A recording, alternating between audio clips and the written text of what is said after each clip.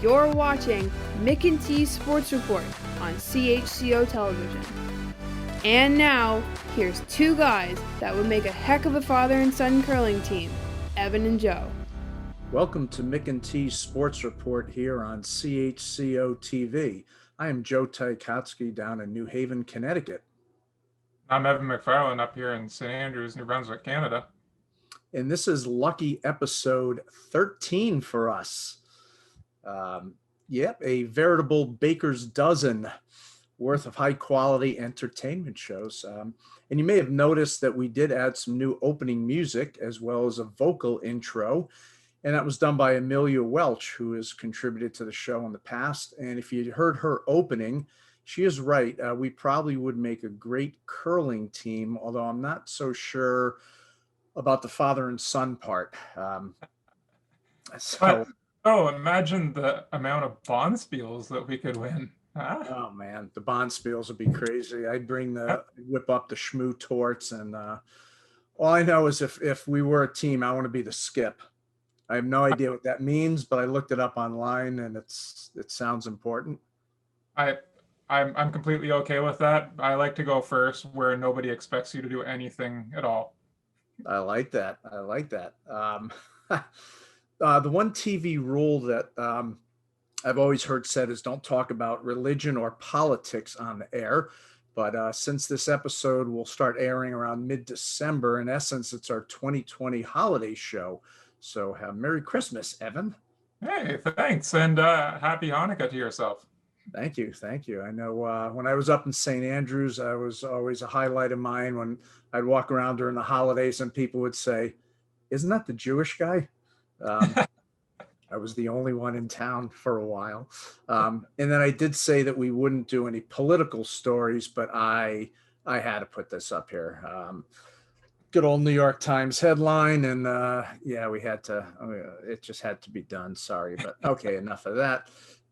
And recently you were named one of 3 finalists for the PGA Atlantic's Apprentice Professional of the Year Award. So congrats for that. Thank you. Yeah, I'm pretty tickled to have that happen in my first year as a professional. So it's a big honor for me. I'm looking forward to what happens next. Good stuff. I saw an article last month about some bizarre things that were given out on Halloween in Newfoundland this year due to the pandemic and people not knowing if the holiday would even go off as scheduled. And here's some of the things it said that the kids got on Halloween. Boxes of Kraft mac and cheese, a fistful of loose breath mints, a can of soda, a face mask, a banana, a Jell-O cup, and 2 things Americans probably wouldn't understand, a Joe Louis snack cake and a loonie. Nice. There's the Joe Louis snack cake. It's sort of like a smashed ring ding there. Couple quick things to note about that story. Thinking back to when I was a kid, there's probably half of those people I would egg from giving poor things. And the other thing is our house was told that we actually won St. Andrews Halloween this year because we built a slingshot structure off our front porch and shot candy onto the lawn so the kids didn't have to come up on the deck. Till the kid's eye gets taken out in a lawsuit. A couple casualties, not a big deal. Sure. All right, let's stop babbling on because we need as much time as possible since we have 2 excellent interviews. First up is sportscaster Cabbie Richards, so let's take a look at that. Our very special guest is a Canadian TV sports personality who rose to fame as part of SportsCenter on TSN and whose animated interviewing style has endeared him to athletes such as Michael Jordan, Alexander Ovechkin, and Mike Tyson, as well as celebrities such as Kevin Hart and Drake. He has also eaten cereal out of the Stanley Cup and interviewed Will Ferrell in a bathroom in Las Vegas. He now works for Bleacher Report, where he hosts Squad Ride and Group Chat. Let's welcome in Cabbie Richards. Yes. Clapping for myself because I'm excited to be on the show. So, and also we should clap for ourselves because we're all awesome. So yes, there we go. There you go. Glad to have you. Tell us that Will Ferrell story. I'm in Las Vegas for a Manny Pacquiao Oscar De La Hoya fight. That's how long ago it was. We're at the MGM Grand Hotel, and TNT is throwing this party. And on the list of invited guests are all these celebrities. So the way that they get these celebrities to come to the party is they say, hey, you got to pick up your tickets at this party. So then they could say, oh yeah, these 30 people are coming because this is where they got to get the tickets. So Will Ferrell's on that list. So before the fight, I'm like waiting for Will to show up, and I'm looking around trying to be cool about it. Boom, Will enters right maybe 10 minutes before, not the main event, but before the fight card's about to start. He comes in with this like ugly, matted and ratty fur coat that looked like roadkill. And then he had these white sunglasses that flipped up so you could see his eyes. He puts them back down, you can't see his eyes. Up, you can see his eyes. And then like this sort of fedora, like he came in full boxing pageantry. And I said, well, hey, Will, my name's Cabbie from Toronto. Doing a little story here about the fight. Do you mind if I ask you a couple of questions? And then he looks around and he goes, the only place I'll do the interview is in the bathroom. I said, done.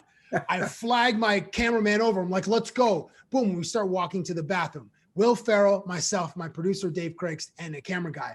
So we go in. So we're at the restaurant, the Wolfgang Puck restaurant at the MGM Hotel. So it's just like a regular restaurant bathroom, but it's a one-seater. So we get in there, producer closes the door, 4 grown men in a one-seater. Okay, so it's tight. So I just have enough like space to kind of stand next to him. And then we conduct the interview. I ask him about fighting as a kid, what his win-loss record was. And then at one point, he like pantomimed, punch me in the jewels. And then he stopped, like, jewels are here. I was like, one of these. And my face was like, oh, because I thought he was going to hit me. Because, you always react to the flinch. So he didn't, thank God. Because then we would have to tussle. I would be down about 15 seconds. Then I'd get up hella pissed. And I'd be throwing, and listen, I'm Canadian. So I would hockey fight. Immediately, the fur coat would go over his head, and then I just start throwing uppercuts. Thank God that didn't happen, because I would have been arrested and probably not been allowed back into the United States for a very long time. And it's funny that I work in Las Vegas now. So it's a nice full circle. Anyway, Will was awesome. When you're interviewing, and I've interviewed Will Ferrell 4 times, once at a curling event, once in the bathroom, once on a basketball court in Toronto, and then the other time with Kevin Hart. They were on a movie junket for the film. There's one where he went to prison. Oh my gosh, what was that called? Hard something? Like, and Kevin Hart was like his coach, like he's coaching him how to survive in prison. It actually might have been Kevin Hart's 20s movie. Anyway, so when you're interviewing a luminary like Will Ferrell, a comedic genius, just lob up some softballs. That's all I do. And then Will is so sharp, you just get out of the way and just let him. That's it. Let it go. Have the funny one-liners. So that's all I did, and it's one of the highlights of my career, because he was A, super nice, and B, just the weirdness of the space, and and thankfully no one had just been in there, so it was relatively pleasant smelling. It wasn't like we walked in there and it was an absolute explosion of, because I guess it would have been funnier, but not to the audience because you can't smell the room. But anyway, it was a wonderful experience. That is a great story. We are just getting going with Cabbie Richards from Bleacher Report. After the break, he'll talk about his relationship with Kobe Bryant, and we just might get him to make a Super Bowl pick. You're watching Mick and T Sports Report on CHCO-TV in St. Andrews.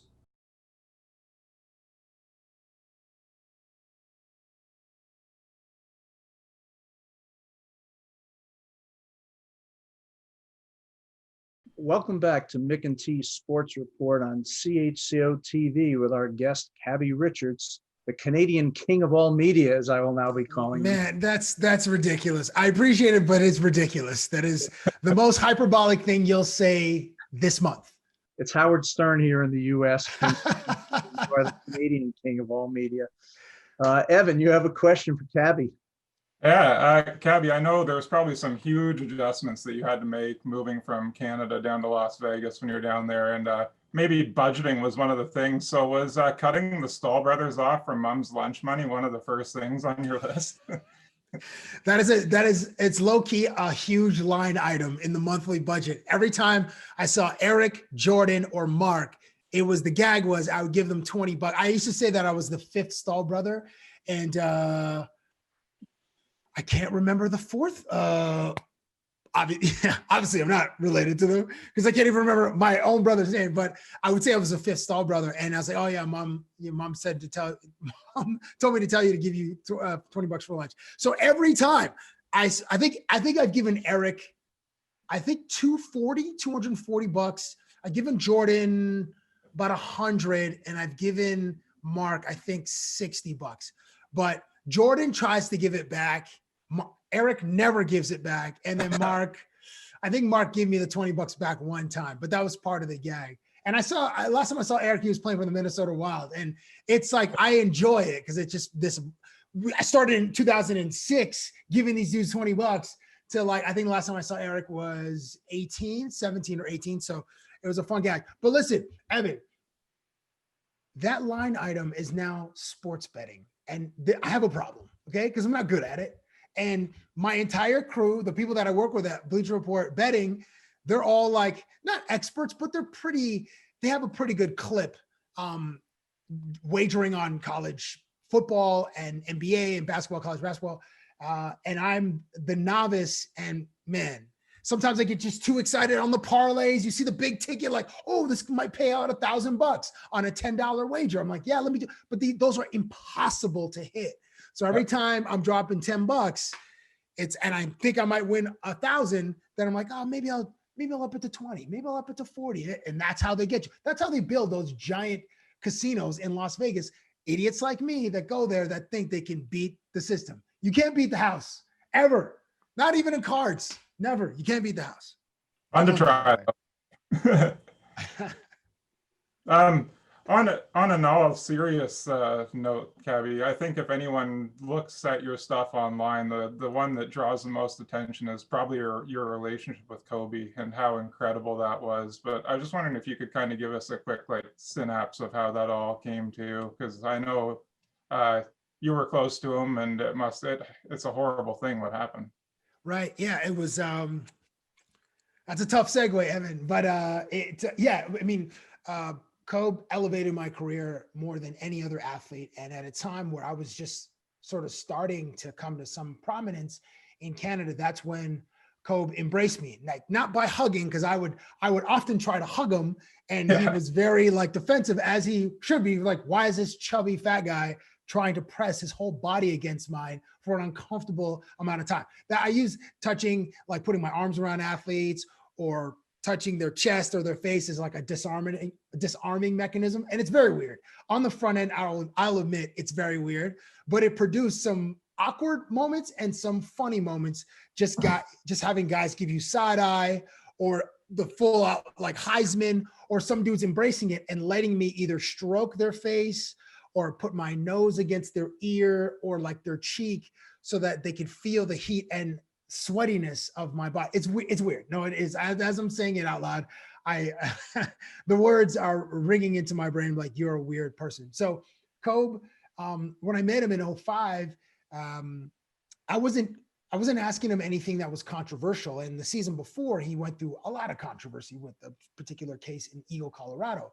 So I was just there to have fun. And that is the theme of all of my interviews. I want to show the athlete's human side by treating them like a human, not like, hey, you guys down 3 goals in the third, like what was up with your power play unit? Yeah, I wasn't that concerned with game stories. I was more concerned with what makes you laugh, what's on your phone.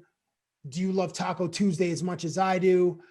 Have you seen the latest John Wick movie? Could you kick someone through a plate? I don't, just stupid, just kind of immature questions, but it would allow the audience to see these players as humans. So with Kobe, he just decided to lower his guard, and he decided to embrace this weird. I think it also helped that I was Canadian, and there weren't a lot of Canadians that were traveling to cover basketball in the NBA or in the United States. And so whenever he came to Toronto, or I would fly to LA once a year, I would get 10 minutes to sit down with him. and I would bring a series of props every time. It's either like pillows or pajamas. I was very big on gifts because I was trying to endear myself to Kobe. Like, I want to be friends with you. And Kobe's like, slow down. All right, I have enough friends. And I definitely don't want you as a friend. And that was part of the running gag. Part of the tension of our friendship, of our professional friendship was, will he let me in? Like, into the circle, into his home, which I asked him many times, can I come to your house and stay there? And just like be in his circle. And people have been very complimentary about how they experienced those interviews and how their perception of Kobe changed, because from this incredible talent on the court to this dude who seemed a little bit, who was like kind of funny and like really sarcastic, and it worked. Excellent. What a story. Before you go, Cabbie, why not hit us up with an early pick? This show will air probably mid-December, for the two teams that you think will make the Super Bowl. Okay, listen, on the front end, I'm just going to say, because I haven't been that successful in my sports betting, do not follow this advice. Do not follow this prediction. I guarantee it will not come through. So I'll go with the Baltimore Ravens versus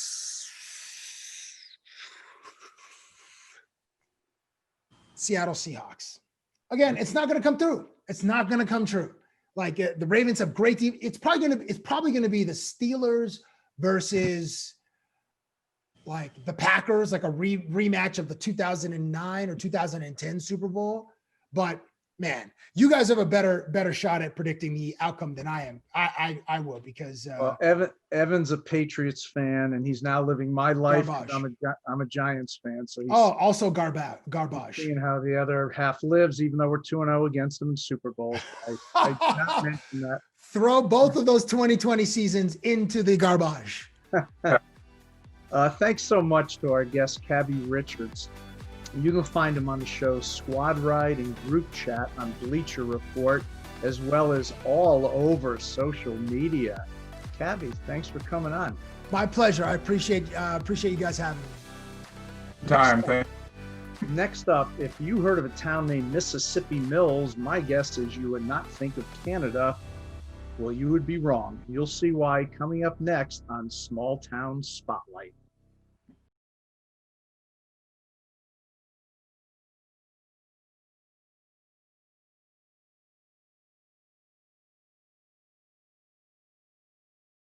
It's time for another edition of Small Town Spotlight here on Mick & Sports Report.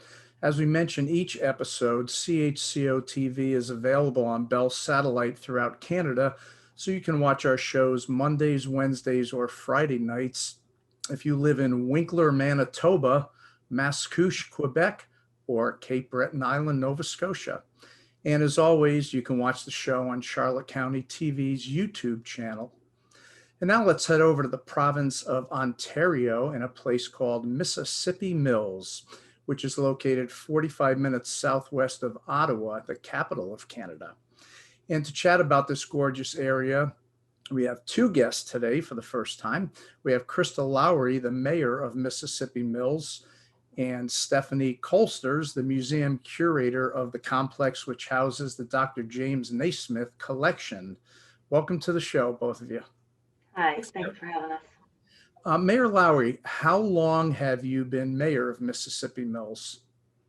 So I've been the mayor for just over 2 years. The election was in October 2018.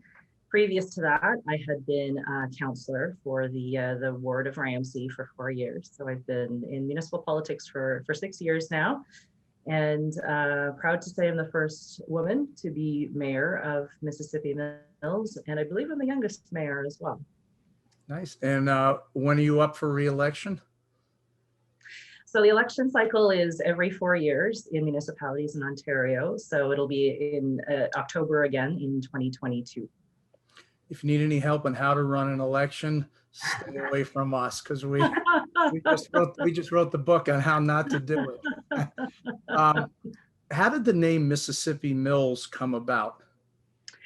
So Mississippi Mills is an amalgamated community. So in 1998, the townships of Ramsey and Pakenham, those are rural townships, and the town of Almont amalgamated to become one community. And to name the community, they put a competition out to the public to come up with names, and then the most popular names were voted on by the public. And it was Mississippi Mills that was chosen by the public from suggestion of a resident. And I think it's an excellent name because the Mississippi River runs through each of the three wards. And historically, we were a mill town. And when I say a mill town, it wasn't just the Almont town that was a mill town. So were the rural areas as well along the banks of the Mississippi River. So it was a great name that joined all three wards at that time of amalgamation back in 1998. Nice. Now, most sports fans know that the great game of basketball was invented by Dr. James Naismith at the YMCA in Springfield, Massachusetts, which is about an hour north of where I am. But what many of our American viewers probably don't know is that Dr. Naismith was actually born in Mississippi Mills. Stephanie, tell us about your museum's Naismith collection. Well, we're very proud of the fact that Dr. Naismith was born close by here, and I'm quite willing to let our American friends know that he is actually Canadian whenever I can. So the Naismith collection here at the Milliken-Tail Conservation Area sits within the R. Tate McKenzie Memorial Museum. The collection itself consists of personal and archival materials relating to the life of Dr. James Naismith. The museum's focus and our mandate is to focus and preserve and educate people on the life of James Naismith, not so much the history of basketball, but more of Naismith's accomplishments and things that he did in his life. So it's quite, about 10 years ago, the Naismith Museum was in a bit of a transition period, and we're looking for a place to house the artifacts. So a group of us came together and came to a compromise that the Milliken-Tail and the R. Tate McKenzie Museum is a really good fit for the Naismith collection due to the fact that R. Tate McKenzie and Naismith were actually lifelong friends. They used to play in this building when it was run down. They used to roam these fields on the way to school. And in 1930, R. Tate McKenzie was actually invited back by the town of Almont at that time to receive the key to the town. And while he was here, he came back to his old stomping grounds, and the old mill was for sale. So he actually bought it and converted it into his summer home and studio. So when Naismith's collection was looking for a place to go, I thought it was just a natural fit that the collection would move out here alongside his lifelong friend. So contracts were signed and things were sealed, and it's been here ever since. And Stephanie told me off air that she has become friends with Jim Naismith, who is the grandson of Dr. Naismith and is still alive and living in Corpus Christi, Texas. I'm going to put you both on the spot and ask you about a unique business or restaurant in your area. So Mayor, we'll go to you first. Sure. So I think one that I can't not mention as a unique business is the Cedar Hill Christmas Tree Farm. And we're almost coming into that part of the season as well.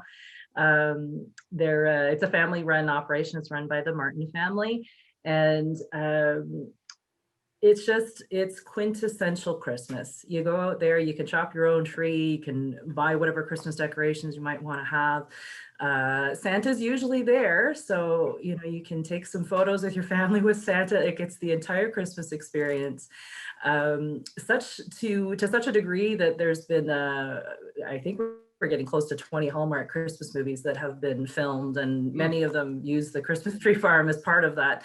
So it's not something every community can say that they have.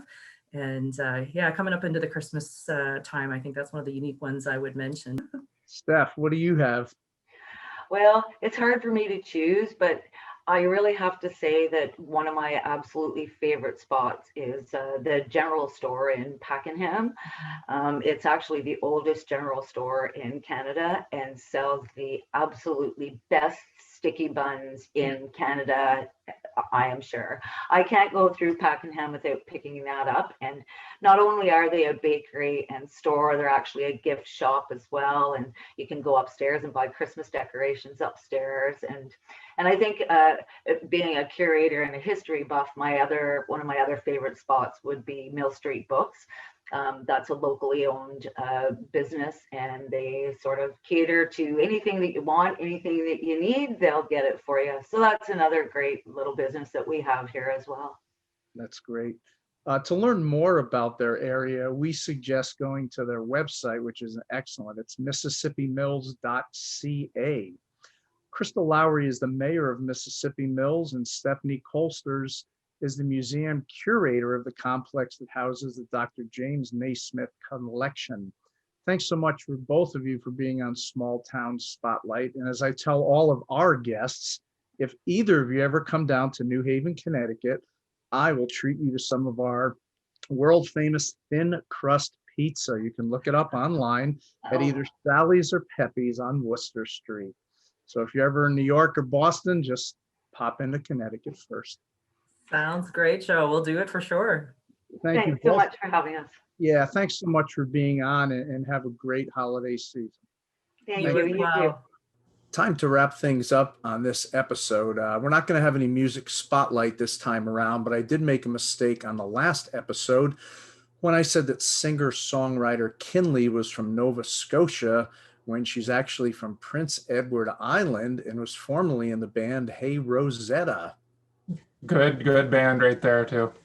Excellent. They are a very, very good band. Let's finish up with some shout outs. What do you have?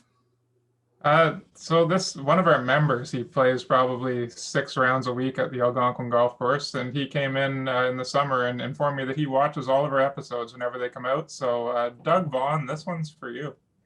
Nice job, Doug. Thank you. I'm going to go with a general one. I'm going to give a shout out to all my friends up in St. Andrews who I miss dearly since I haven't been there forever.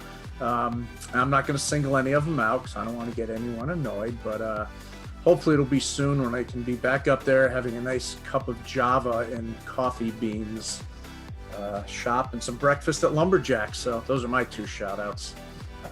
And staying at the Kennedy, and 3 shout outs, but I'll stop there. All right, that's it for this episode. I'm Joe Ticotsky in New Haven, Connecticut. I'm Evan McFarlane, St. Andrews, New Brunswick, Canada. Thanks to the entire CHCO staff led by Patrick Watt, and happy holidays to everyone wherever you're watching from, and we'll see you in 2021.